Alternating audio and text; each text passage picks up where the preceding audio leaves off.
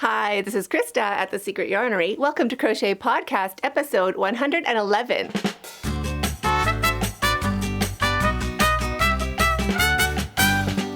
Thank you so much for inviting me over. Today I'm going to share with you what is on my hook and a whole bunch of yarny goodness. Before we get started, I want to congratulate the winner from episode 110.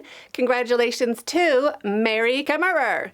Thank you so much, Mary. Send me an email, krista@secretyarnery.com, and I will send you a free pattern. If you'd like to win a free pattern, keep watching. I'll tell you how to do it. Changing it up a little bit at The Secret Yarnery, I'm going to have Theme of the Week as a separate video, whatever our topic is, our topic of the week, just to kind of shorten up the podcast a little bit. I put a poll up on the channel. You can see that here. Thank you so much to everybody who participated. If it didn't pop up on your home screen, make sure you're subscribed to this channel just by hitting that button under this video right now, and then it should show up on your home page as well. So finished objects.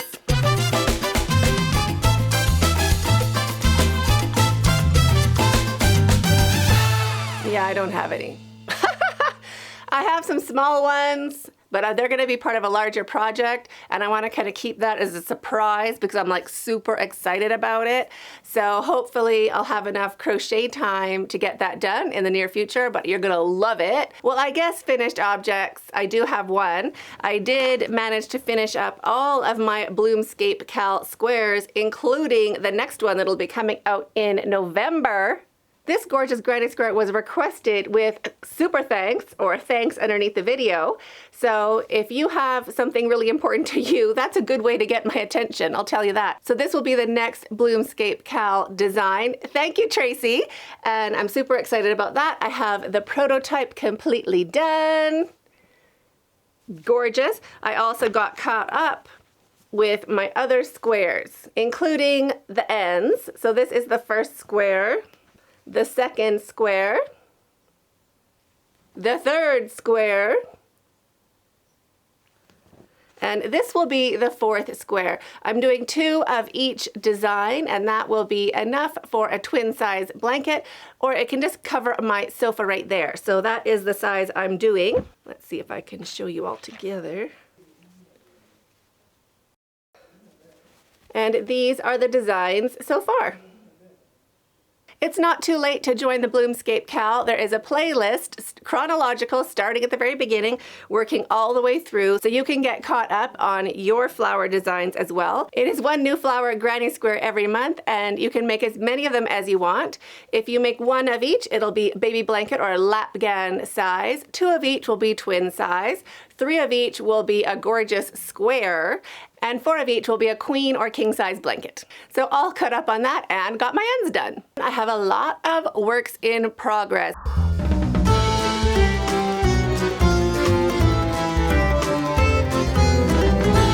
And by a lot, I mean a lot. 3, 4, 5. More ends I've been sewing in on the Daisy Granny baby blanket tutorial that I've been working on for like half a year now. I shifted houses. I'm in the same city and everything, but I moved houses. And then with all of the unpacking and all that organizing and stuff like that, I didn't want to crochet straight back into the same WIP I was working on because my tension might be different. You know, if you haven't crocheted for a while, sometimes you're more tense, sometimes you're more relaxed. So I put it aside for a little while. Now I am working on sewing in my ends. Look at all those ends. It's a bit of a nightmare, but good for watching TV and just kind of hanging out doing something relaxing. So for my blanket, I'm doing 6 big blocks and 6 same size blocks, but made up of 4 granny squares in each block. So working on my ends for that. I showed you this beauty last week. This is going to be a variation of a sunburst granny sweater. It's not really a sunburst, but it's definitely a circle motif put into a square, using these 4 colors for my granny squares and this light color to join it all together. So how I'm working on that, I'm making 20 centers of each color, so 80 centers altogether. Oh, actually, I'm making 21 of each color, each color center. I went back and made 1 more extra for each center. Then I'm dividing them into stacks of 7 and doing 7 with the other color of yarn. So each center, let me show you. So each center gets 7 circles or 7 second rounds made with each color yarn. So that way for me, I'll know that I didn't favor one color combination or make a whole bunch that are the same. I've made exactly the same amount with each color combination. So now these are done. I have 7 2 rounds. How can I show you? I have 7 done in the 2 colors. So then I'm going to divide each of these stacks up. In a perfect world, I would have done 8, but I don't know. Maybe I should do 8. Then it's exactly the right number. That might be too many. Anyway, then I'm going to divide these into 2 stacks. So one is going to be 4, one's going to be 3, and I'm going to add one of the remaining 2 colors to each stack. So I'm going to do this with the gray, and I'm going to do this with the taupe. And then these with the light blue and the gray, and these with the light blue and the beige. So this way I can help myself keep the maximum number of variations that I can in an even amount. Plus, it also helps out if you're watching TV, you could be like, okay, I'm just gonna do these 7 right here, or I'm just gonna add this one color onto these, and it's an easy way to progress. It kind of makes a big project more bite-sized. Which brings us to tip of the week.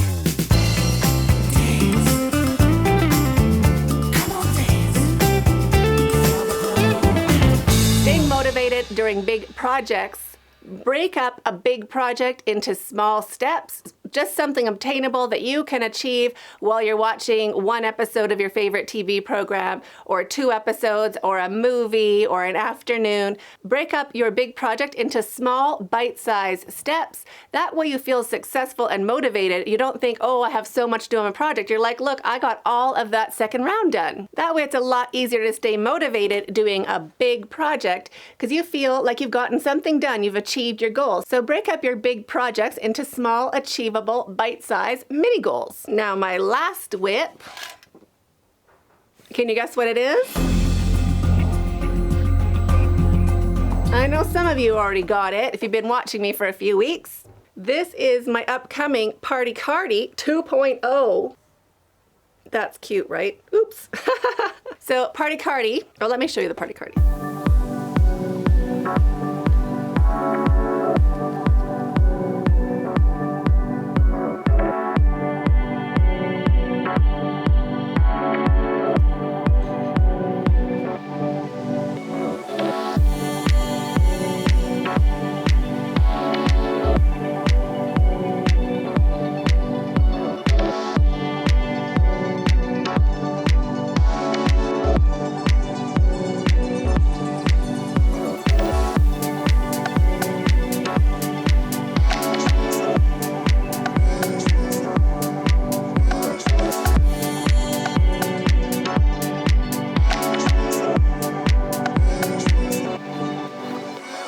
So this is my Party Cardi. It is a granny square hexagon that you turn into a sweater. Super easy to do, and you don't have to do any gauge or any particular size. You just crochet so it fits your body. This Party Cardi I did with this crazy fun yarn from Ice Yarns. Really, really fun, with cute little eyelash trim on it. But I'm going to do a 2.0 with just gorgeous worsted weight acrylic. So you can see the stitches better and more people can be able to do this sweater. I get a lot of comments like, what yarn did you use? What yarn can I use? All of my patterns are for any yarn you have. Nothing fancy, you don't have to run out and buy anything. I do link the yarn I use in the description box under the videos for the tutorials. So if I do use a yarn that you can buy online, you'll find the link there. So the gist for the Party Cardi, just put some stitch markers along the one side. That's going to be the top of your arm. And then just pop your arm in and you'll see if it's your size or not. It's not going to reach the middle of your body. This we're going to add rows afterwards. We just want it to fit into your armpit a little bit. And you don't want it to be too tight or too loose. You can put more stitch markers if you want. But that is just to kind of show you how big your sleeve is going to be. So I suggest doing the little stitch marker trick quite often. So when your Party Cardi fits your armpit or your sleeve, this here, you have a little bit of extra space. You don't want it super tight, but you also don't want it super loose. That is going to be the right size for you. Yeah, that's going to be pretty cute, right? So cute. And then we add rows to one side. That is going to reach the middle of our body. on the back side. So this sleeve is for the other side of my body. And then you crochet until it reaches the center of your back. So that's pretty easy. If you can do a granny square, you can totally do this. So that is my Party Cardi 2.0 rocking along. It took me an afternoon. I was like, oh my gosh, I could do a sweater like so quickly with this pattern. So I love it, and the easy part is just how you form those sleeves. It's so easy. So if you can do a granny square, you can totally do it. This tutorial will be coming out soon. Why I picked that color, I just took out all my neutral yarn and I stacked them all up to see how much I had of each different shade, and I just picked the color I had the most of. So really happy with that. I think it's going to be so fun and great to wear. Wannabe whips.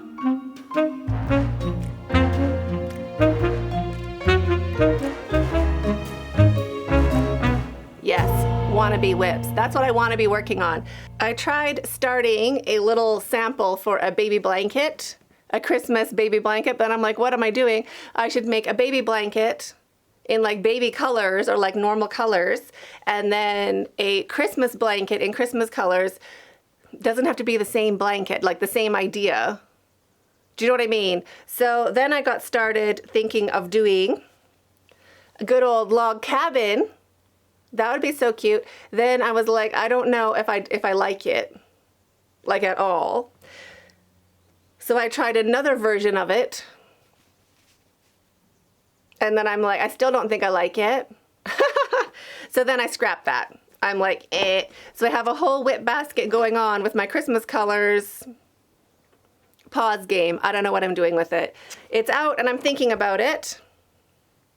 I haven't been successful yet. Is there something you're crocheting for Christmas? Tell me all about it in the comments under this video. I'd love to do like a 5-pointed star. I'd also love to do a 6-pointed star, preferably in like blue and silver for Hanukkah. I know there's a lot of Christmas people out there. I'm certainly a Christmas person, but I know there's other people that celebrate other holidays. So thinking of doing one for Hanukkah and one for Christmas. Plus me, myself, I often decorate in those colors. I love silver and blue. So silver and blue stars, that would be amazing. So I'm hatching plans for a 6-pointed star and a 5-pointed star, although I haven't pulled the yarn yet, but I'm thinking like rock star, so gorgeous, but not just rock star or rockabilly. Those are ice yarns, by the way, so pretty. I'll link those down below because you might want to be grabbing those soon. They're amazing. But I'm also thinking to mix those with a regular acrylic, something a bit more sturdy, because those slippery, soft, gorgeous, metallic-y kind of yarns can be a bit floppy. So I might do the center of the star in rockabilly or rock star, and then the outside in like a saver or a favorite, something that is a 4-weight worsted acrylic, and it'll give it a bit more structure to the finished ornament. I'm too lazy to do that starching and all that. No. I want to have ornaments that you just crochet, kind of make them, push them flat a little bit, little pancake action, toss them on the tree. So quick and easy. So that is what that's what I'm mulling over. Mulled wine. That's what I'm mulling over in my mind. Now it's time for your questions.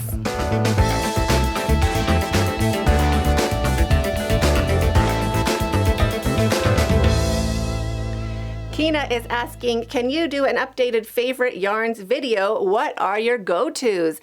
That is a great idea. I totally want to do that even for like my go-to crochet accessories, like what I need to set myself up for crochet success. I'd love to do a video on that. Thanks for the great idea. My go-tos are definitely Saver if I have the colors. The problem with Saver, for me, I don't shop all the time for yarn, although you might think I do. I shop annually, so I do one big shop every year or even 2 years, depending when I run out of yarn or I run out of the colors that I feel I need.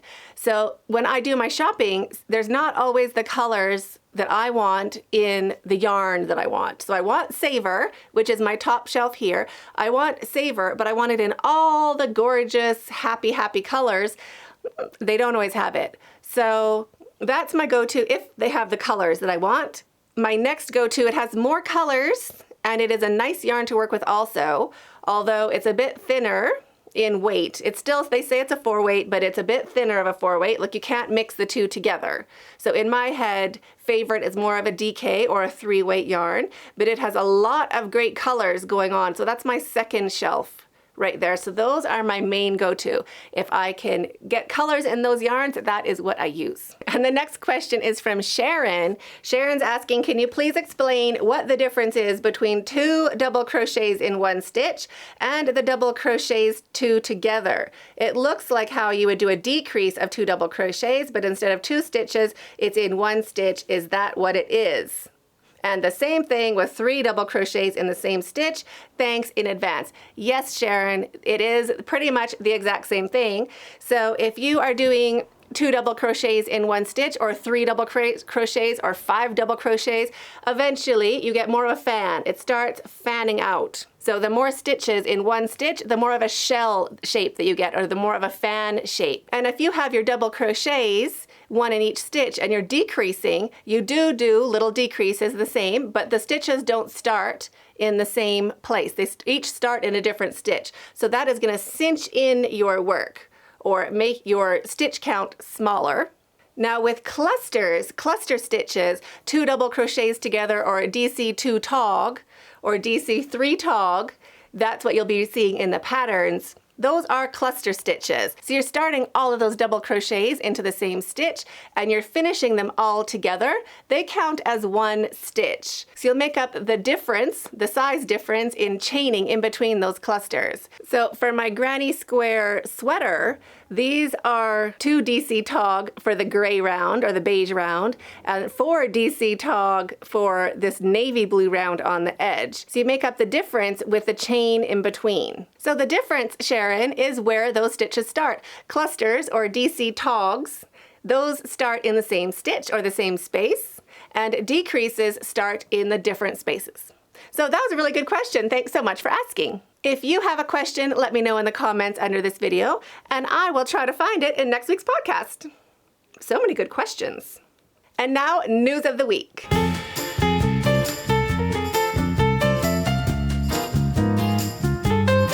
If you were here for the Friday live chat, you know how my week was last week. It's pretty much the same this week. The mayhem. So 4 kids sick. That's full pull, all of them. Okay, that's a lot of beeping. So full pull for my kids being sick. All 4 of them got sick last week, including my daughter. This is the 3rd time in her entire life that she's been sick. She's 13 now. How do I even turn that off? It's so loud. I think even my husband has it now. The 4 kids are all back. They're back at school feeling much, much, much better, which is great. And also during the live chat, there was a little incident next door where my kids do their gaming and computer fun. My youngest spilt his entire glass of water on his laptop. Yes, that happened. So we aired it out, dried it out, hung it up to dry. So we waited 3 days, turned it on. It is dead as a doornail. We will wait the rest of the week and see if it turns on, or we will just send it to see if someone can fix it. I think when my oldest son was drying it off, he hit the power button.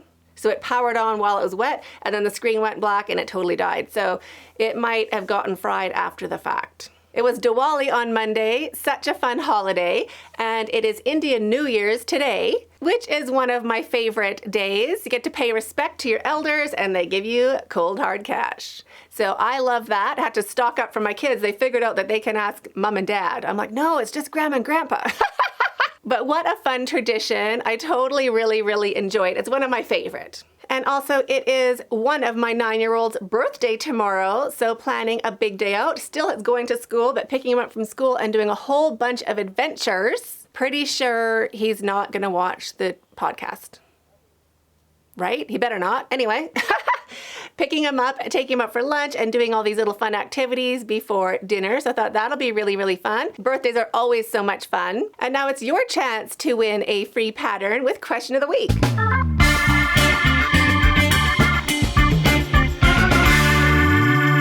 So what you have to do is, have you subscribed to this channel? Go ahead and hit this button under this video right now so you don't miss out on any more fun stuff just like this. And also answer this question in the comments under this video. Today's question, what have you crocheted that you are most proud of? What are you most proud of? For me, that's a hard question. I've crocheted a lot. of things, and I kind of forget what I've crocheted. The easiest answer for me would be Sadai. He is a gorgeous, super-sized lion head that I crocheted. It took me about 3 weeks. I didn't totally enjoy it. And I also did a video on it. It's from a written pattern from a book. What's her name? Muncie. By Vanessa Muncie. I'll link that also in the description box down below. It's a great book. The frustrating part is you have to like skip from this section to that section to this section. Like if you want to make the lion head, you have to go back to swan head, and you have to go to this other part wherever she explains the directions for that section. You have to go to like a different animal to make it, which for me, found frustrating. Number one, I don't like reading patterns anyway. And number two, I certainly don't like jumping from pattern to figure out what I'm supposed to do. So if I was going to do that again, or if you're going to do that, I suggest photocopying the pages that she directs you to from this page to that page. Cut and paste, make your own pattern. So while you're working on it, you don't have to literally flip through a book and find a different section. You can follow along on like a few pages of paper what you need to do without getting frustrated like I did. But I'm really proud of it. It took me a lot of hard work and I really like it. So tell me what you crocheted and are most proud of in the comments under this video. And then next week, I will pick a random comment that's a subscriber and you'll win a pattern too. And now stack in the back. Stack in the back. I'm gonna go unpack that stack.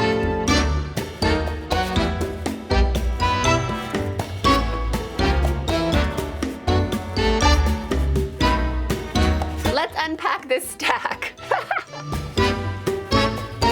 Well, let me just say, this is not really a stack. It is one big blanket. So it's Mile a Minute in Savor in all these different colors. It's really big and really heavy. So I'm gonna put it on that sofa over there so you can see it. Oh, and it's joined with lambkin. Lambkin. So super soft, super squishy, and you'll see why I love it.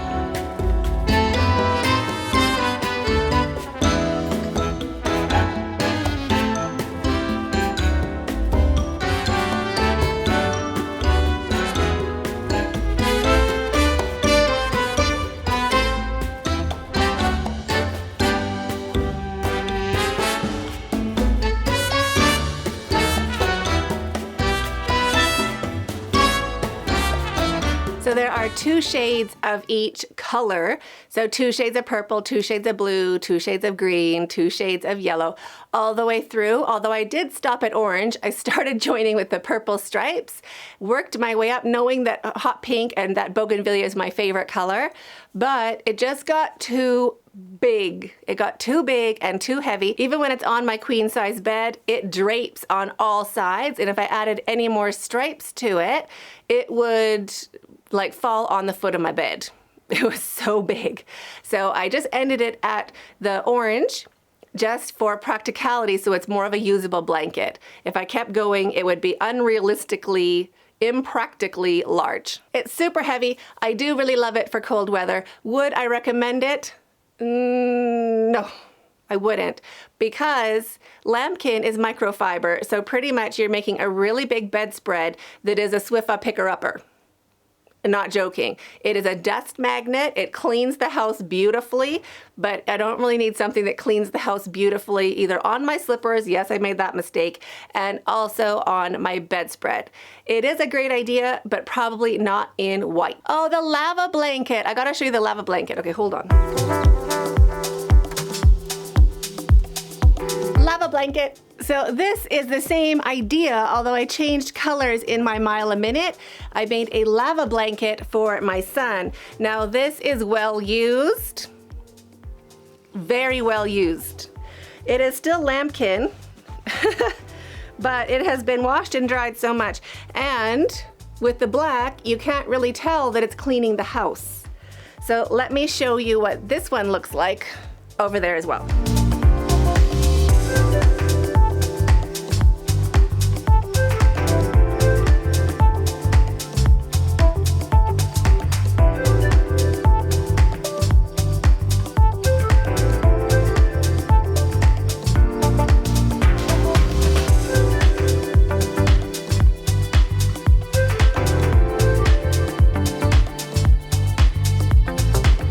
So that is the lava blanket. I wanted it to look like you could see the lava underneath the broken stone, you know, underneath the broken rock, or when the magma kind of cools off. Is it called magma? When it cools off at the surface and you can kind of see down underneath. My son was totally into volcanoes and stuff, so I totally made him that blanket. He loves it a lot. It is just too big. Again, too big, too long. It's not too wide, but it's definitely too long. I should have stopped about 4 rows. It's probably about 4 rows or 4 stripes too long, but he still loves it a lot and it has been very well used. So I hope you enjoyed our visit. I'm waiting for you in this video. Stay hooked.